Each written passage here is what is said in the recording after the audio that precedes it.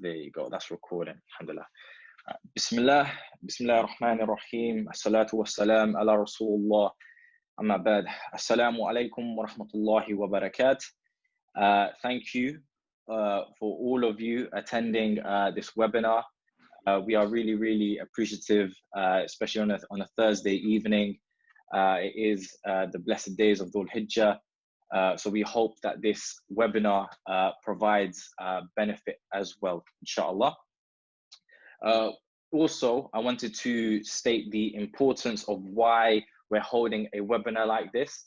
Muslim Census wants to be for the community. We want to be for the people that are taking part in our surveys, for the people that are sharing our content.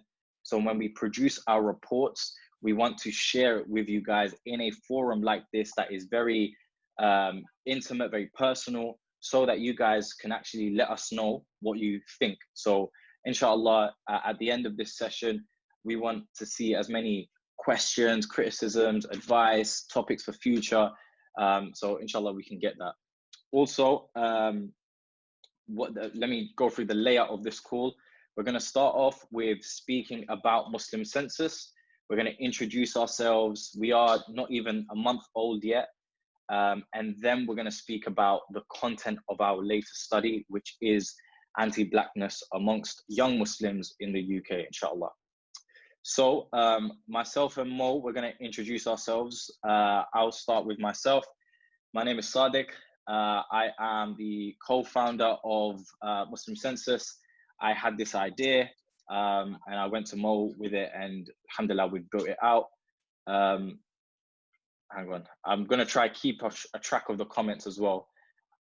If your connection is bugging out as well, please add in the comment if it's, because Hamdan is saying he's struggling with the connection. So if you guys are finding it okay, just put in it's fine, so I know it's okay. Oh, Sarah can't hear anything at all. Connection is okay, it's fine for me. It's fine for the majority of people. So Hamdan, Sarah, gonna have to figure out, inshallah. So yeah, my name is Sadiq. I graduated from Queen Mary with a master's degree, and since then I've been working at a global bank. I've been working in wealth management for almost 2 years, and then I've kind of transferred into digital product, alhamdulillah, but with a real expertise in research, and that's where my skills are used for Muslim Census. I'll let Mo introduce himself as well. Yeah, so assalamu alaikum everyone. So yeah, just to briefly introduce myself, I'm also a co-founder alongside Sadiq. So I head up all of the web development, the design, and sort of the operation tech that we use internally, and of course the strategy as well for Muslim Census. And all of this really falls within my remit, given my background in performance marketing, but also my ongoing journey of running my own startup. So yeah, that's me in a nutshell. Okay, alhamdulillah, alhamdulillah. Just before we start, I just want to mention 19 times, great game yesterday, big up Hendo. Okay, let's start, inshallah. Just let me know if you guys can see my screen. I'm gonna click present. Actually, Mo, you're seeing the chat, right? Can you just let me know if it's saying yeses?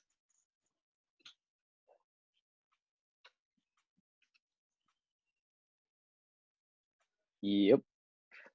People can see, yeah? Yeah. Okay, Bismillah, Bismillah.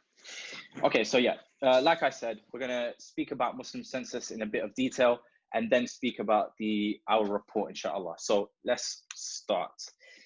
So we start off with the need and how we actually thought of the idea of Muslim Census. It came from understanding that there is an existence of issues, but there's no data to understand to what extent these issues exist. And that has led to ineffective and at times inappropriate response. And that is basically what Muslim Census is trying to fix and resolve. I'll give you an example. And actually, this is the example of what created this idea for myself. We all saw on BMTV, the two brothers live on the charity appeal, and they made really crude, inappropriate comments about sisters, and it was awful, right? And rightly so, there was an outrage on social media.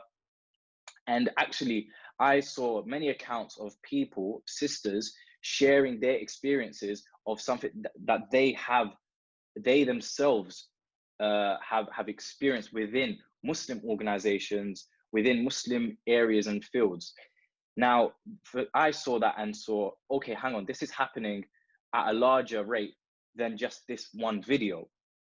So it would be best if we could try to collate that, so it is a big, a credible voice and a collected voice of what's going on and what it led to. So a few of my friends volunteer or actually are part of charities, and some of the heads of the charities, CEOs, they sent out an email to all of their staff in response to the BMTV appeal and said, basically, if you have experienced something like this, please step forward, please let us know, please let us deal with it. And on the face of that, it sounds like a great response.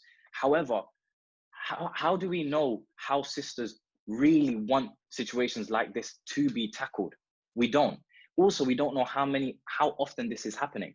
For a widespread email to be spread like this, would a sister want to step forward and respond to an email like that and say something that's been troubling her for a year, for 2 years, for 3 years? It might not be the right way to tackle this.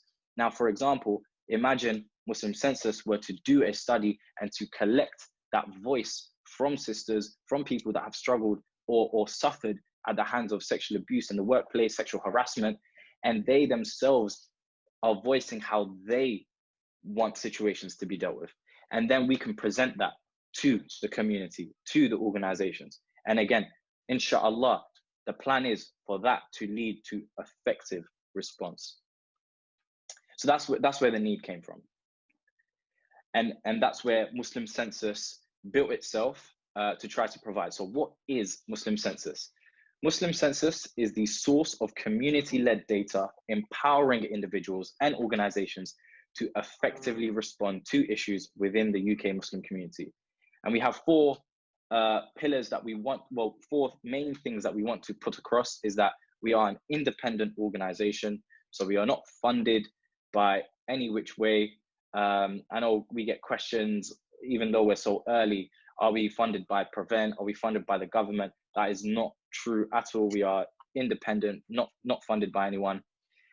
Second point, we are data and research dedicated. What we want to do is do the research, do the analysis, and then present the findings. That is our remit. We want to make sure that the actual change makers or the specialists in their fields have our data at hand so they can lead strategy, inshallah. The third point is an extensive array of issues we want to cover. So this report that we are going to discuss later on is about anti-blackness. However, we want to tackle many different things that impact the Muslim community and actually impact from an outer sense as well. So for example, Islamophobia is something we want to collect from the Muslim community. What kind of things are we suffering from, to then share outer and say, look, this is something that the UK are responsible for and needs changing. And something that we proudly shout about, and is something that is really important to us, is that we do not collect personal or identifiable information of any sense.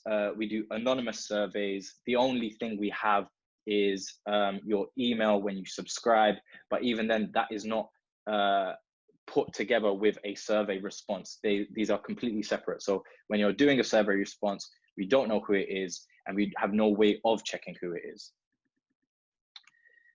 So next one, and this is our 3 pillars. We want to gather data in the form of online surveys. That's the easiest thing to do now with COVID. But then we want to branch that out to physical questionnaires, go to masajid, go to events, and hand out physical questionnaires and get responses that way. And also we want to do one-to-one interviews in the future as well for sensitive issues, inshallah. With that data, we want to do the analysis, find the trends, find the themes, find the patterns, and publish reports to raise awareness. And we do webinars like the one you're attending today. We do presentations to networks and organizations as well. And alhamdulillah, it's going well so far. We are at the minimum, we are causing conversations to be had. But what we want it to lead to is to empower action. And this is not just for organizations, this is for anyone. So like, for example, someone on this call could listen and see the data and the statistics, and they themselves have an idea of what to do and how to fix it, inshallah. So with that said, we move on to the intro for our report. And I wanted to start it off with the final sermon of the Prophet ﷺ, who mentioned that all mankind is from Adam and Eve. An Arab has no superiority over a non-Arab, nor a non-Arab has any superiority over an Arab. Also, a white has no superiority over a black person, nor does a black person have any superiority over a white person, except by piety and good action. And the reason why I say this is because Islam came in and introduced rights and human rights and human respect that has never been seen before Islam. And where we are now 1400 years later, we have strayed away from it. And that's the main message here, that the work that we as Muslim Census want to do, and as a community we should be doing, is trying to be and try to align ourselves more of the times of the Sahaba and the Prophet ﷺ. So that's just something that I wanted to remind ourselves before we dig into the data, because maybe you've seen it already, but the data is shocking. It may seem like, you know, we have got a lot wrong, but that's exactly the point. We want to uncover what's going on so that we can be better, inshallah. So, a study into anti-blackness amongst young Muslims within the UK. Before, I guess the background, we all have seen what's going on with the Black Lives Matter movement, which was triggered by the tragic death of George Floyd and several other events in America.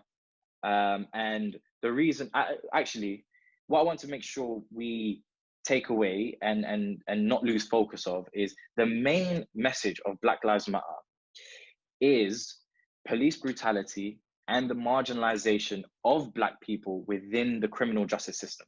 They are the huge and the issues that are of utmost importance. However, this report that we've looked into is ourselves looking at our community as well on the side. So are we part of the problem? Are we, you know, the ones that are included in marginalizing Black people? And also, if that is yes, what are we doing about it? And I need to mention the limitations of this study. This study was 250 people, which is, I completely agree, is a small sample size. The majority of participants were South Asian. We did focus on non-Black Muslims to get a non-Black Muslim perspective. And also 91% of participants were 25 and under. So again, this is a younger demographic. The picture for the older generation might be something different, but this is what we have as a starting point, inshallah. So we start off with identifying the issue. Now, the big questions our survey wanted to answer from our sample is, do they believe this issue exists? And then if they do they believe that enough is being done about it? And I think this result is a unanimous agreement from our survey sample. So 98% of people believe that racism exists within the UK Muslim community. That is not a small amount. And then 97% of people believe that not enough is being done to tackle the issue. Again, these are conclusive from our survey sample, 250 people. It's such an agreement has to be looked at on a wider scale. Is this the picture? And then what we wanted to do, our next step, after we identified the issue, we wanted to look at what types of discrimination people are seeing and witnessing. So we asked how many people have seen anti-Black discrimination from their own friends and family, and a large number, 82% of people saw and stated that yes, they have witnessed anti-Black racism from their own friends, from their own family. This is within their circles. Then we deep dived into that. 85% of those people heard clear anti-Black stereotyping. 60% of those people have heard regular use of racial slurs. And these racial slurs, so we had word responses. It's actually tragic how many words people use to describe Black people. And these stem from South Asian languages, Arab languages, and it's all from a place of discrimination that can be rooted back to slavery, and it's something that definitely needs tackling. 60%. However, what I found quite surprising is 63% of those people have been told by their friends and family to fear Black people, which is a very, very, very strong feeling and learned behavior that people are trying to pass on within our communities here. 63%. Also above that, which kind of falls in the 63% mark, 13% of our participants who had Black friends growing up, 13% of them were told to basically leave their friends purely based on their skin tone, to not be friends with Black people and Black Muslims alike. Also, 31% of our participants admitted themselves to holding racial bias in the past or present.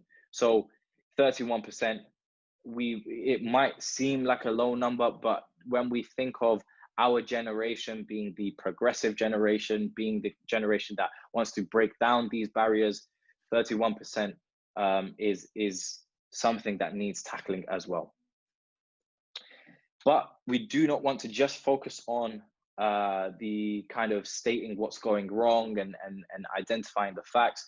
We did want to look at what possible recommendations we could bring, what possible trends we've spotted, what possible themes that we can use to try to improve the situation. And here is one of them. So the potential for community leaders to tackle the issue. We asked the question, have you attended a khutbah, a lecture, a talk, an event by Muslim organizations or run by Muslims about anti-Blackness, about racism, about Black Muslims in Islam? And only 21% of people said they have. That means almost 80% of people have not. And this falls, to me, it falls within the lack of awareness. You can't be aware of something if it's not being presented to you. Now, the impact here, as you can see on here, is that of those 21% that have had that opportunity, have had that awareness, 71% of those people felt that more sessions like it would be the best way to eradicate anti-Blackness amongst the Muslim community. Now, these are not my words. These are people that have responded to our survey, that have attended a talk or lecture on this topic. They themselves identify this as a best way to eradicate the problem. And this is something that we need to focus on. So we are in the process of trying to present this to imams, to scholars. We are in the conversations. So we have shared this with them, and it's just about what will come of it, inshallah. Also, on the back of this slide here, we do need to state that 77% of people found that Islam and education was something that they would prefer, or something that they have used to increase their knowledge within around Black Muslims, around Black people in Islam, and around anti-Blackness. So there is an element of self-education as well. We can't just rely on the events, on the khutbahs, on the talks, inshallah. The second potential trend that we have spotted that is something that the community can look into is we asked if people, again, these are non-Black Muslims who are our participants of this survey, how many of them have heard of the anti-Blackness that Black Muslims have faced from the Muslim community, and only 27% said they have heard directly from a Black Muslim. The reason why I want to focus on this is because, so the Muslim in Numbers report from the Muslim Council of Britain, which was published in 2011, noted that the Black Muslim population is around 10%, just over 10%. The new report is coming out next year. Muslim Census will be at the forefront of tackling that and breaking it down so that the community can take the benefit from it. I am certain that the Black Muslim population has increased. So it is larger than 10%. Now, this is a tangible and substantial minority within the Muslim community. So we need to be more aware of the issues that are occurring, because Black Muslims exist. There are forums to find out what kind of discrimination that they are facing. And it's up to us to do more of the digging, of trying to find out. Because 22% of the people who held racial bias in the past, you know, the statistic that I mentioned before, that a percentage held racial bias, 22% of them said that speaking and integrating with Black people is what removed their prejudice. And there are word responses that say, you know, I heard about what happens for a Black Muslim and the discrimination they face, and that is what made me look deeper into the issue, what made me look deeper into Islam, made me identify the issues, and made me myself remove this from myself and now be part of the cause in trying to help it. So we need to find a way to sensibly and appropriately ask Black Muslims the discrimination and the kind of experiences they are facing, for us to be more aware and then to finally acknowledge and deal with the issue, inshallah. And then we kind of just asked an open-ended question at the end of our survey that was very simple. What do you recommend in trying to improve the situation? And surprisingly, it fell, 100% of the responses fell to within two categories. The first category, we'll start with the one on the right, which is the larger proportion. 57% want more Islamic lectures, want more khutbahs, and want activity from their mosques in tackling the issue. And the type of activity that they have detailed is, for example, if cliques are formed within the masajid, if discrimination is seen, so there are survey responses that say people move away from Black Muslims in congregation. They do not want to stand next to Black Muslims. If these events occur, that the imam or that the mosque committee calls it out for what it is straight away, instantly, and improve and basically create a safe environment for Black Muslims to come in to the house of Allah and worship and pray. And that's where 57% stated that need. The rest fell within the 43% that want to see more Black Muslims in leadership positions at Muslim organizations and be more involved and integrated. Now, there's a report that came out from the Telegraph that stated that of the big four financial services firms, which is KPMG, PwC, Deloitte, and EY, of the partners, which is the most senior position, 11 out of 3,000 partners were Black. Now that is a very, very, very, very small percentage. It's about 0.3%. However, we have to now take what's going on outside and see, is it being replicated within our organizations?